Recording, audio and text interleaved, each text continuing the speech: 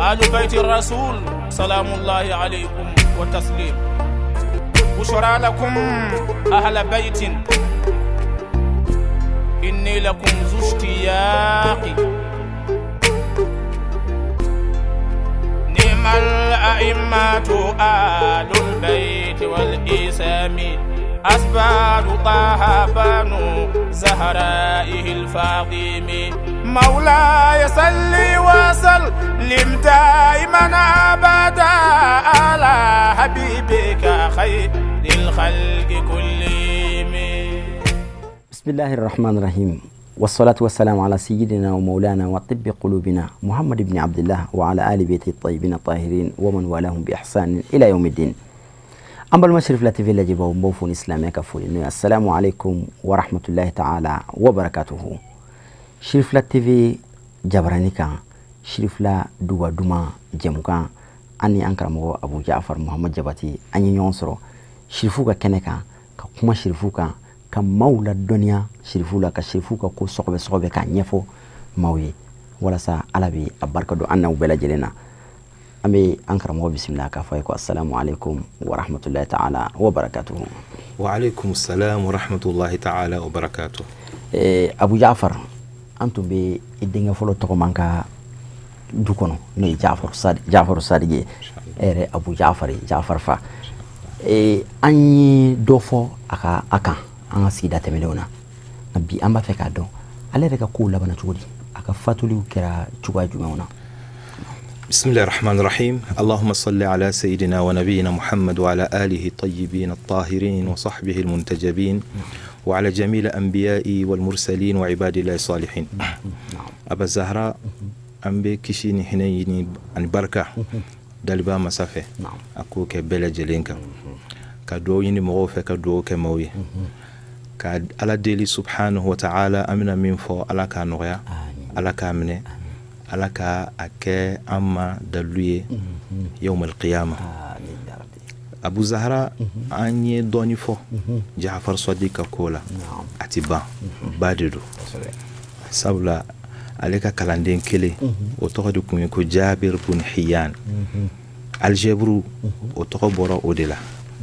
mathématique mi me fo algebra ale de asun ale de Jabir ibn al-Hayyan kala chimie physique et algebra la ka kala matière dola nayo o daba ke ka sebeli ke sufa baye donc quartz e bay montru dola hal dibila ibseka eri donc Ja'far as-Sadiq alayhi salam sogo korofo la ay fen chaman ko la al livru mu be sogo kan ko wa fu Ja'far kota anya yirlanga ma koroka gafe u fanala Ja'far Sadiq aka kuma ube lakale salamullahi alayhi ni harama din kuma na fika dalu deji ne te feka foi de fo shirfu ka kola mau kana Amerika fo ko amba fo anyerema ko onde nananaye kuma nananaye de anana sura mi mona bene la Abu Zahra o de malion ani africain anta ambe mo ka kitabu koro kala hal ni waliyu be fo amita mesaliata yoro jani an ika duko nere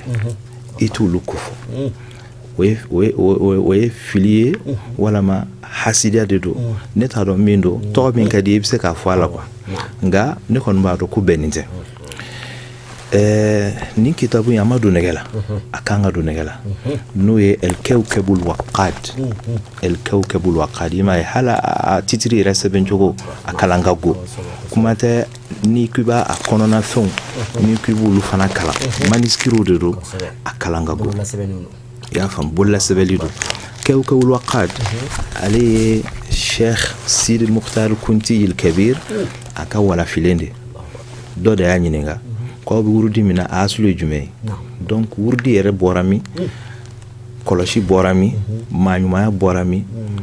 avec moi odeka nin kitabuina okonna la ayidatu ala kira somohola abaho imamiyere ako kema abina dalut dirodi ako kema zakaratil imamiyya kina fanye min fo tabulu min na fo ma imamiyya wal ma ja'fariyya wal ma isnashariya uluko anna ja'far ibn muhammad as-sadiq ko ja'far ibn muhammad ko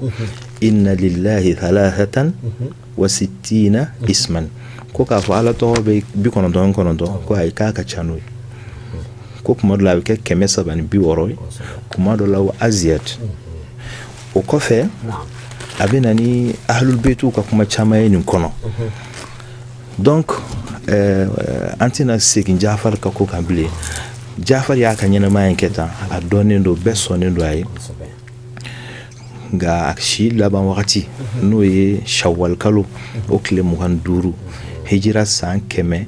ani bina ni shekin kashito san bi oron duru we a empoisonné ka faka poson de dirama ka faka o lo ko ma minna illa maqtulun aw masmum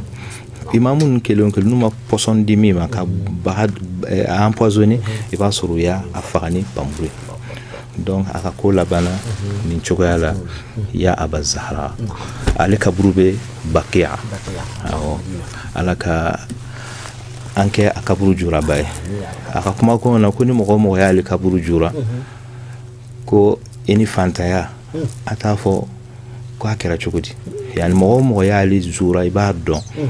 ku fantaya robe jahila wa alabiya fima alaka akaburu jara no yani inshallah na'am ali ay dew soro alhamdulillah ya me yedden soro ye muso de furu alhamdulillah ay muso furu keleni Fatima bintul Husayn al-Athram o yashiru fiye o yedden saba soro Ismail aldenga folo mundu wa fama Ismail o kabru be Baqiya bon shia bolo fara mina fama Ismailiya ulu be dame yakata odem Ismail de mana ya fam ulu kacha mahan jamana na dugu mina fama ko Najran bina ka bi o be shi aude Ismailiya de kachala ya fam o kofe ukacha Yaman ukacha End Aga Khan wartigi bañ donc o ka nisba beta uludema munu fana Azhar jo Jami al Azhar Egypte dawla al Fatimiyya ulu fana ka bokolo o beta Ismail ndela mo fana dina deme ko sebe bon o Ismail balmake o ya Abdullah al Aftah ani dogomuso o ya Farwa o to dara Ja'far Sadiq yere bala bon Ja'far ay muso flana minta o kuma tare muso o to Hamida Ja'far yere atando ko atando no jena atando lahara a kerenkerane do ala batola kundo me zikru ke ko sebe aw bora maghribi yan fa ine fe bon ni ko maghribi o wati o be talike ka ta Tunisie Libye fo kana se Algérie Maroc numa o la do ba fama ko el barbaria ko berber ambado ulu be ko mi Touareg arabu ulu fanate arabu donc Tunisie ni Maroc nuna Algérie munum buluke kabili nunu wadon ka fo berber okma imam Musa al-Kazim alayhi salam ale benaye farafinaye ina fo ala kira ila fana benaye farafinaye chugomina o Musa al-Kazim o doke Ishaqiye ani Muhammadu Dibaj ala na fana kun chekain iba fo ko fininje yani pas o Dibaj odi donc o kun jele no pas o clé de là ni imam Malik bukora koso sabula ale widi ala kira dendeni kira ka misiri la o ma balema ale willa ka discours ke ko kumana ko maraka siginso ko foko ka sigi shirufu fe o ye Malik nyininga o de la ale ko ay discours minge ko baya kanga kai yani makera kinaya de la ko eske ni mami iye bay ake masakei kasura mandi ni yo broto ka bay ake jaymo ka be benwa donc ya ke ni kinaya talaqul mukrah mami jako alendo ka muso furusa Maliku ko o tɛ jate donc i jagoyara ka bɛɛ fana kɛ o tɛ jate masakɛ tulo donn'o de la n'o ye Imam Malik minɛ k'a bugɔ fo ka a bolo kelen jigin. Bon dɔw bɛna galon tigɛ k'a fɔ ko Maliki tun b'a bolo minɛ de ka seli bon komi a bugɔra donc bolo kelen min jiginnen don ko Qasim tun b'o de ye k'o de la k'o fana y'a bolo jigin galon tigɛ kama quoi. C'est pas vrai. Imam Malik san 25 Imam Ibn Qasim b'a nɔfɛ o t'o dɔn. Malik ɲininkara Mudawwana la ko shay'un la a'rifuhu a ko ne t'a dɔn Madinakaw ka bolo la. N'i ye taarikhu Abi Zar'a o ye Hafizu ba ye Dimashqi n'i ye o lajɛ a b'a fɔ ko hatta Shaminkaw tun tɛ bolo minɛ in dɔn fo karisa ni karisa a b'u tɔgɔ fɔ donc Madina tun dɔnnen tɛ an tɛ taa o baabu fɛ. Imam Musa al-Kazim o balimakɛ de tun ye Muhammad Dibaji ye ani Imam Malik ye a fɔ ale soutenir kosɛbɛ Malik yɛrɛ kungo sɔrɔ o de kosɔn mais a ka révolution kɔfɛ masakɛ tilala k'a toléré mais a y'a gɛn ka bɔ Madina ka taa n'a ye Khurasan jamana kan o fana balimakɛ Abbasi ye o balimakɛ fana ye Ali Uraydi ye o fana tun ye faqihuba ye Urayd o bɛ Madina kɛrɛfɛ o ka yɔrɔ bɛ yen nɔ donc Waladi wɛrɛ bɛ yen nɔ o fana ba ye Asmaw ye dɔ fana tɔgɔ bɛ yen Fatima Sugura bɛ yen ani Yahya ninnu de ye Imam Ja'far Sadiq a denw ye Ala ka an bɛn sawaba ma. A ye den caman sɔrɔ alhamdulillah nka a den ninnu na an b'a dɔn imamiya i n'a fɔ an y'a fɔ cogo min na olu ka tiɲɛ de don fa b'a ta den na fa b'a ta den na a ye den caman sɔrɔ nka a ka tiɲɛ tabaga den kɛra jɔn ye nin jɔyɔrɔ in na. Alhamdulillah min kɛra a tiɲɛ tabaga ye o de ye al-Imam Musa al-Kazim alayhi salam. Imam Musa al-Kazim ale bangera hijira san 128 a fatura hijira san 187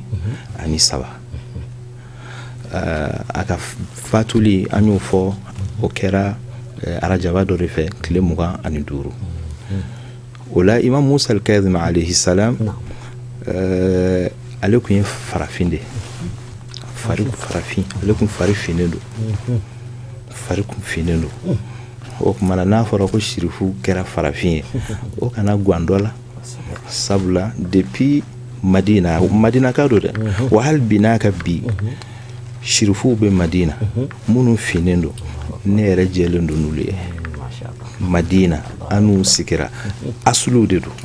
Madina sigiba fɔlɔ don u bɛ Madina quartier min na o de ye El Awali a bɛ Bakiya kɔfɛ a quartier in a bɛɛ ye kira somɔgɔw kanubaw de Shiaw de don sɔsɔli t'a la Shiaw bɛ Madina quartier minnu na minnu ye kalan kɛ u b'a dɔn quoi mais komi u tɛ sɔn u ka kuma radio la u tɛ kuma journal la o de la i b'a fɔ k'u tɛ yen u ka ca u bɛ Awali u bɛ Quba quartier la u bɛ Bahar a ka ca i y'a faamu o la Musa al-Kazim alayhi salam ale de bilala Ja'far Sadiq nɔ la bon an tɛna kitabu caman fɔ k'an bɛna kuma a ka ɲɛnamaya kan an ko an b'a bɛɛ bɔ an yɛrɛ ka kitabu de kɔnɔ an ye Junnatul Muridi mun kofɔ n'o ye Cheikhul Kunti ka kitabu ye a selen Musa al-Kazim ma a bɛ ka a ka ɲɛnamaya ɲɛfɔ a ko Musa al-Kazim alayhi salam ale de bilala a fa nɔ la an ka nasu kalan mɔgɔw k'a faamu a ko thumma warithahu min banihi maa min ye Ja'far Sadiq tiɲɛ ta a den ninnu bɛɛ la Musa al-Kazim de don ilman wa ma'rifatan wa kamalan wa fadlan dɔnni min tun bɛ Ja'far la ala dɔn min tun b'a la hadamadenya mafugaya n'a seleya min tun b'a la bonya min tun bɛ Ja'far Sadiq kan ko o de fɔra Musa al-Kazim ma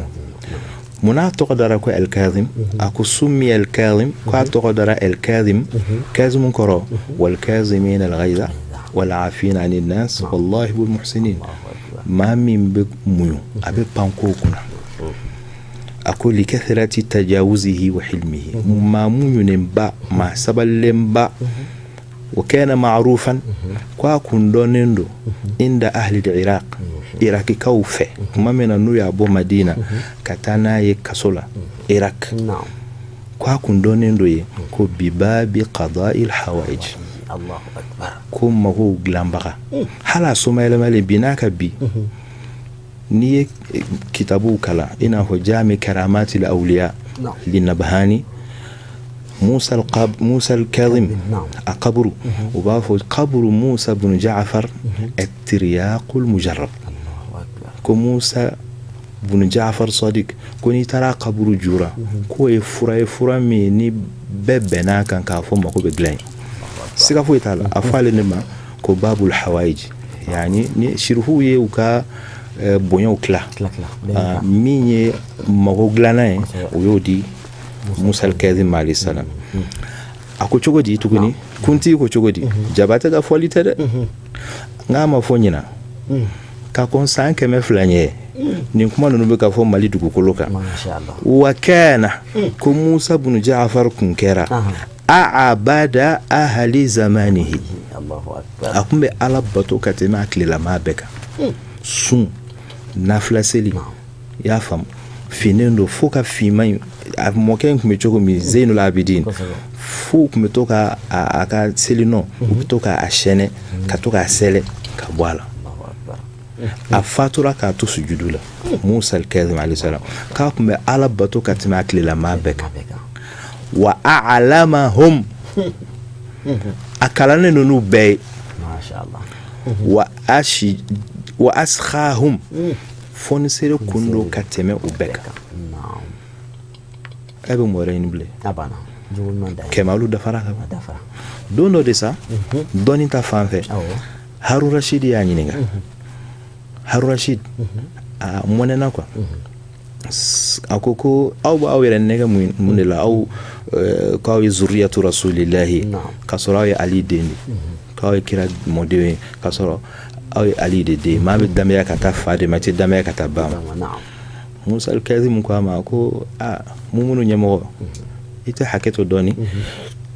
ako Isa ibnu Maryama ko abe foko e Adam de siraj me fatala adamera kata Adam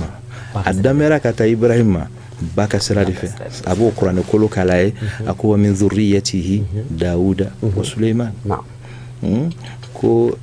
Sayyidina Ibrahim ka zurriyado wala Nuh ka zurriyado Dauda ani Sulaiman ala ba jate suratul an'am fokatase wa Isa ako masakema ko kuma Isa adamera kata nabi manunuma ba ka srafe chugo minala reka sheria ko on fana be dambe akata ala kirama naumbai Fatima Zahra masaka ko dore fo ko ni ko dore fo kuma mena ni chrétien bora Najran ku ni ala kiraka na nyogon sosoke mubahala o kira yoromi o misri be Madina wa fa masjidul ijaba do jabi misri o kira ni jom bora kata Ali Fatima Hassan Hussein anaire أي علي كايري فمن حاجك فيه من بعد ما جاءك من العلم فقل تعالوا ندعو أبناءنا وأبناءكم كراي على كو كرا ديوندو كرا نبورا أو أنف نسانا مسولا فاطمة دبورا شولا أن يركون علي دبورا نفس الرسول صلى الله عليه وسلم دونك من كنت مولاه فعل مولاه أبي كوكب الوقاد لكنت ككتابنا أبي المنة في اعتقاد أهل السنة كنت ككتاب وروي أبو فنلا أما ببواني لك جمانا كنا أبي مارك ماليان دي إيراني أنت أنا كان بصعوبة دونك أيو كلام مساكي نمونتورا على أكي وسكنا كتا ube alkabala ube ka tawafu ke dondola masake kwa manko chogodi ma ube ka gire eka ayira masake la ka fo ko ana imamul qulub wa anta imamul jusum kenaka ebe mo ko kanyemo me duskuno bene de fere sabula ibrahima ye duwawu min kɛ waj'al af'idatan minan nasi tahwi ilayhim dusukun bɛɛ tɛ maa sɛbɛw maa sɛbɛmaw olu de bɛ a kisɛmaw olu de bɛ k'u fɛ olu yɛrɛ besoin tɛ bɛɛ ka k'u fɛ la o la masakɛ ni mɔnɛ tora u taalen Madina masakɛ bɛ fɛ k'a yira jama la ko ale ka surun kira la a ko assalamu alayka yabna am foli b'i ye n kalimɛkɛ sirifukɛ y'a dɔn nin ye occasion min ye ni ma n yɛrɛ jira sisan maa dɔw tɛ ko kalama u bɛna fɔ ko masakɛ a ye victoire ta n kan o yɔrɔ bɛɛ Musa al-Kadhim gɛrɛla alakira la ko assalamu alayka ya abati a ko n ka foli b'i ye n fa masakɛ ko nin ye mun ye k'i wasora dɛ ko mun b'a k'e fa ye ko masakɛ n y'a f'i ye kɔrɔlen mais n b'a a misaliya d'i ma a ko ni kira bɔra bi o sallallahu alayhi wa alihi wa sallam k'a fɔ k'a bɛ e masakɛ denmuso furu e bɛ sɔn k'i denmuso d'a ma a ko e sharafu de n b'a d'a ma a ko nka kira tɛ ɲɛbɔ ne den fɛ a joli de ye ne donc o b'a yira k'a fɔ maa minnu b'a fɔ ko kira denmuso denw tɛ kira den ye mais kira denmuso denw kira tɛ se k'olu furu musomanw o kumana mun b'o kɛ a jeliw de don donc bada'atu de don ala k'an bɛɛ sababu ma donc nin ye Musa al-Kadhim alayhi salam nin ye a ka cogoyanin dɔw ye fɔlɔ Sheikh Abu Jafar i b'a dɔn sirifu ninnu kabakomɔgɔw de don olu kabini u si ma taa yɔrɔ jan u n'u ka bonyaw u n'a bɛ bange de hakili an ka baro la n y'a ta u nɔfɛ Musa al-Kadhim kabini a si ma taa yɔrɔ jan ka to a ka denmisɛnniya siw la a ye ani maaba dɔw kumana ani maa kalannenw dɔw kumana a y'a datugu la e bɛ se ka i da damanama fɔ an ye olu la alhamdulillah naam Aba Zahra nin ye kitabu min ye nin ye Musnad al-Imam Musa al-Kadhim alayhi salam yani haditha a caman de bɛ yen a ye min minɛ a mɔkɛw la fo ka se alakira ma sallallahu alaihi wasallam nin juzu 3 de a ka riwayaw caman b'a kɔnɔ o kumana a fitini a san 5 chrétien n k'a fɔ yahudiya dɔw nana Madina k'u bɛ fɛ ka a ka dɔnni cogoya lajɛ Jafar ka dɔnni cogoya lajɛ Jafar ko ɲininkali fɛn fɛn b'aw fɛ a y'a kɛ n na ko e b'a an ni denmisɛnnin bila ka ɲininkali kɛ cogo di Jafar ko aw nana ɲininkali de la a ye jaabi kɔnɔ a ye a bolo kɛ k'a disi salo ka fɔta dɔw fɔ a ye yahudiya ninnu ye ɲininkali kɛ a y'a bɛɛ lajɛlen jaabi ka alakira ka bonyaw yira u yɛrɛ ka kitabuw kɔnɔ ani minnu kɛra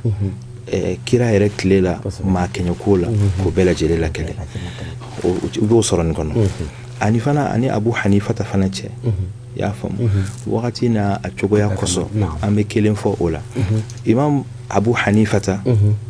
o ni Musa al-Kadhim u ye ɲɔgɔn sɔrɔ kadiya dɔ la n'o de ye dakan ye Imam Abu Hanifata a ko Musa al-Kadhim ma ko ya ghulam mimman الفعل يعني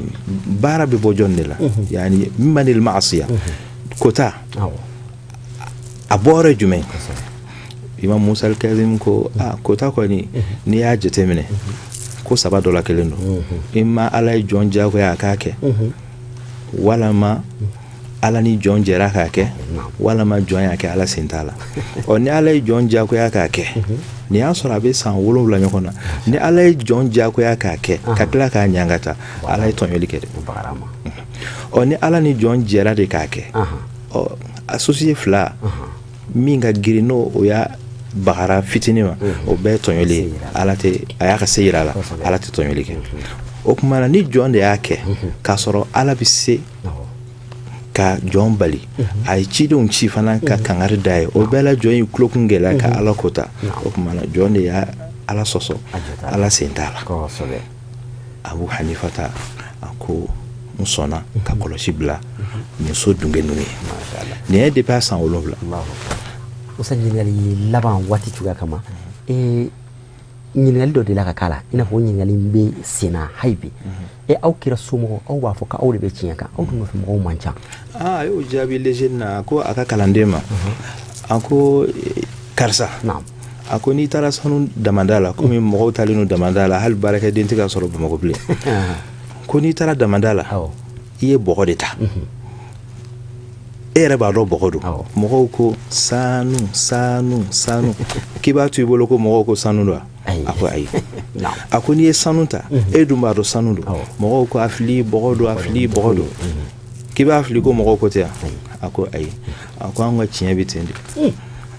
hali ni bɛɛ banna anw b'a dɔn k'a fɔ an bɛ tiɲɛ kan an t'a bila Allahumma salli ala Muhammad wa alihi wa sallim toujours an bɛ dugawu kɛ Shirifula promoteur ye Sherif Seyid Usman Madan Haidara a n'a ka denbaya a n'a kanubaa bɛɛ an b'a la deli Allahumma akfihim makhawifahum wa anilhum matalibahum u bɛ siran min ye u kisi ka bɔ o ma u bɛ min ɲini diɲɛ lahara di ka Ala deli an ka jamana aslih ra'iya wa ra'iya maraba maraden Ala u bɛɛ ɲɛ Ahlul Baytu bonya a tiɲɛ Ala i ko yira an na i k'an balo kan i k'an fatu kan i k'an kunu kan Allahumma salli ala Muhammad wa ali Muhammadin wa sallim an bɛ an karamɔgɔ Abu Jafar Muhamad Jabate fo k'a waleɲuman ni faranfasiya di ne nin walawalaw la an bɛ dakunya laban min di ka bɔ kuma kɔnɔ o ye de an ka segin an ka kitabu kalan n'an ko an ye tijaniyaw ye an ka segin an ka tijaniya kitabu kɔrɔw an ka kalan k'a dɔn mun b'a kɔnɔ yani an ka kuma dɔw fɔ ten n'an ko an ye kadiriyaw ye fana an ka kadiriya kitabu kɔrɔw an ka segin ma an k'u kalan dɔnni b'an ka jamana in kɔnɔ dɔnni tun b'an ka jamana in kɔnɔ a dɔnni ma tunu hali bi koyi anw de bɛ fɛ ka ba la a sabatilen no anw fɛ yan nɔ an dafɛ jamanaw bɛ arabu jamana caman bɛɛ tun bɛ na ka na kalan kɛ anw ka jamana universitéw de la o ka ca ni san 100 yirikaw ye san 100 caman ye bi